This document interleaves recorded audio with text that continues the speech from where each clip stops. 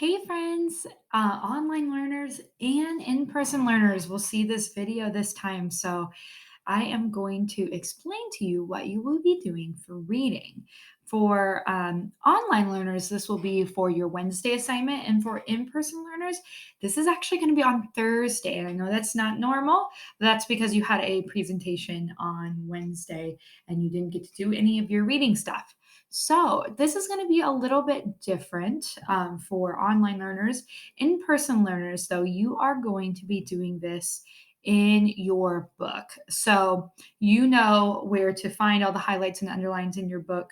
So, I'm not worried about that.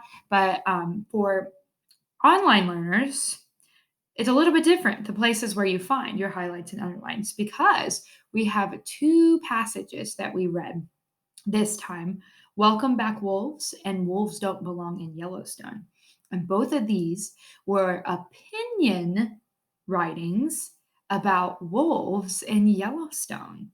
Okay, so what I need you to do if you are an e-learner, and if you're an in-person learner, just bear with me for a second. That's okay. I want you to go, sorry, I was just making sure, where it says compare texts right here. And you remember you might have to click a couple of times. And then I want you to go down to the one that says analyze text structure. That's what our focus is going to be on today. And bear with me, I'm a little bit slower on my keyboard because I don't have my left hand, and I use my left hand for my keyboard, and I don't have my right hand either. So I'm a little bit slow, but bear with me. Let's listen to what the book has to say about analyzing text structure. Authors of persuasive texts structure their writing in special ways. These authors make a claim or state an opinion and support the claim with reasons. Authors must use facts, not opinions or personal beliefs, to support their claims. The goal is to get the audience, or the readers they are trying to convince, to agree with their side of the argument. So both authors in both of these readings, Welcome Back Wolves and Wolves Don't Belong in Yellowstone, both had an opinion, and they both stated their claim, or they both stated their opinion. Okay. So, what you guys are going to do are the highlights and underlines. And I'm going to do a couple of the underlines with you and then a couple of the highlights with you. And then I will let you go on your own. All right, my friends. It says right here, number one, my turn. Complete these close read tasks for Welcome Back Wolves and Wolves Don't Belong in Yellowstone that help you understand text structure. The first one here says underline the sentence in paragraph one from Welcome Back Wolves that helps you identify the author's claim about wolves in Yellowstone. So we're trying to identify the author's claim or their opinion. Let's read paragraph one. Yellowstone National Park, with its plentiful food and wide open spaces, is an ideal habitat for wolves. For many years, though, wolves were banned from the park. The U.S. government thought wolves did more harm than good. Fortunately, the government rethought its decision and the ban was lifted. Returning wolves to Yellowstone was the right decision for several reasons. I see a couple of sentences that could help us identify what this author's opinion or claim is, but I really think that this last sentence here, returning wolves to Yellowstone, was the right decision for several reasons. I think that that is the author saying that returning wolves to Yellowstone was the right decision and that should happen, and that is their claim, and that's what they'll be writing about. So, oh, you can barely see it under here, but I'm going to click that little underline. I know you can't really see it very well, and I'm going to underline that sentence because I think that that sentence helps me identify the claim. All right, let's look at the next one really quickly.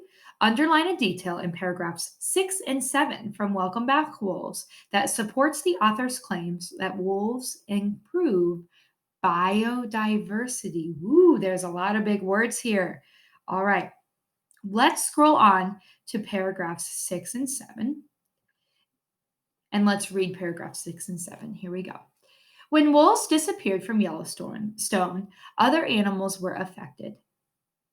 Elk, wolves' favorite food, multiplied. Elk eat willow trees. Soon the elk were eating more and more trees. Beavers used willows to make their homes, called dams. Because the elk ate so many trees, beavers didn't have enough wood to build dams. Beavers began to disappear from the park. Then the wolves returned. They began to eat elk. Willows grew back.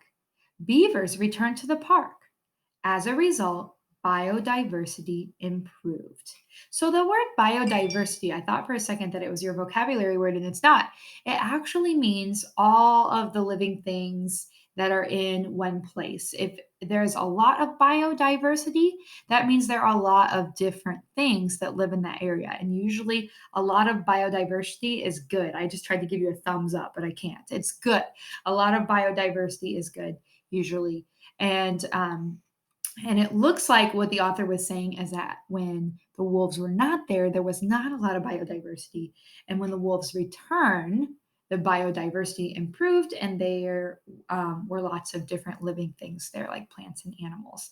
So let's get back to what we were supposed to do here. Underline a detail from paragraph 6 and 7 from Welcome Back Wolves that supports the author's claim that wolves improve biodiversity. Okay, so I see a lots of details when in paragraph 7 here when it says the wolves returned. They began to eat elk. Willows grew back. Beavers returned to the park. As a result, biodiversity improved. I see a couple of details, and it says underline a detail, so you only have to underline one, but I'm going to show you the two that I see. I see that willows grew back. That tells me that there are more willows. So I'm going to click underline, and I'm going to hit save after I highlight it.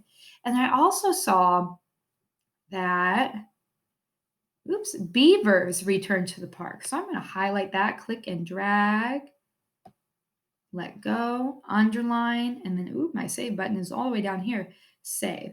And beavers return to the park. That tells me that there are more living things in the park and the biodiversity has improved or increased.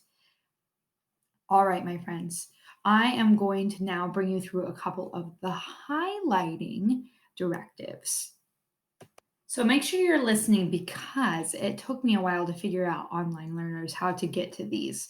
So you'll do all of these underlines, and when you get to number 2, you can stop just like normal. I just want you to do the underlines. Then I want you to unclick this where it says analyze text structure and make sure they're all unclicked. See how when I unclick something, it goes away? I had all those clicked because I was looking for it, but now I need them all unclicked so it looks like this. Then I want you to click into compare and contrast text. All right. And this is where it will have you highlight some things. Okay. Now, let's listen to what the book says about comparing and contrasting texts. Authors use persuasive words to convince readers to agree with their point of view. You can compare and contrast the important points and key details that authors use to support their opinions. Okay, so it's saying we can compare and contrast the key details that the authors use to support their opinions. Let's look at number 1 here.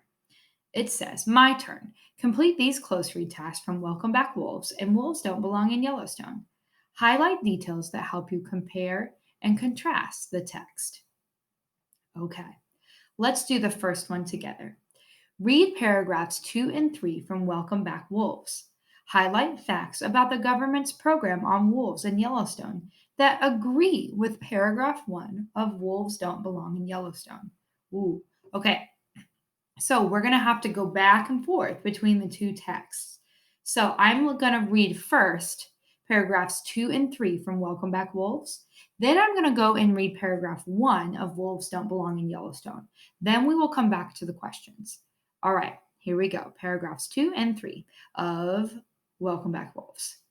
In the early 1900s, the U.S. government started a program to control predators in Yellowstone National Park.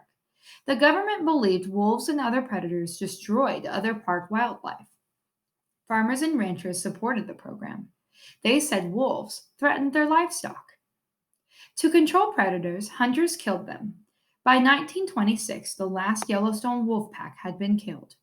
For decades after that, only a few solitary wolves were sighted. All right, and now we're going to go all the way down and we're going to read paragraph 1 of Wolves Don't Belong in Yellowstone. Let's find it. Oh, here it is. Wolves don't belong in Yellowstone. So you'll have to do some scrolling to find it. Here's paragraph 1. Gray wolves are too dangerous to roam in Yellowstone National Park. That's why the government eliminated most wolves from the park in the early 1900s. Removing the wolves was the right decision. Ooh, see how they have a totally different opinion than the first author? Okay, so now let's go back to paragraphs 2 and 3 from Welcome Back Wolves. And let's look at our question again. It says, read paragraphs 2 and 3 from Welcome Back Wolves. Highlight facts about the government program on wolves in Yellowstone that agree with paragraph 1 of Wolves Don't Belong in Yellowstone. Okay, let's read over here. It says, I noticed right here it says, the government believed wolves and other predators destroyed other park wildlife. Farmers and ranchers supported the program. They said that wolves threatened their livestock. So I think right here, the government believed wolves and other predators destroyed other park wildlife.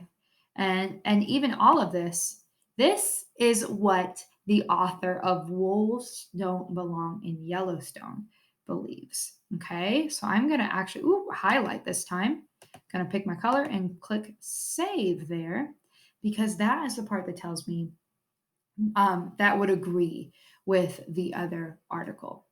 That is the part that the other article believes. I know that's a little bit confusing, but it's okay as long as you understand that one article is talking about how wolves should be in Yellowstone, and the other article, the second one, is talking about how they should not be in Yellowstone.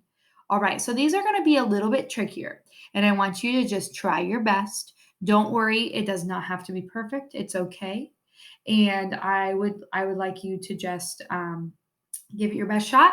And if you are an in-person learner, you are going to be working in your partner groups, your Milk and Cookies partner groups, and there will also be some groups with our assistants that are coming in and with your substitute teacher.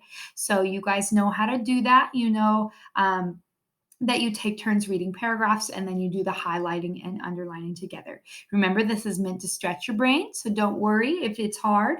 That's okay. It's going to be a lot of flipping back and forth. No worries at all. You will be just fine. Alrighty, my friends, you have a good time.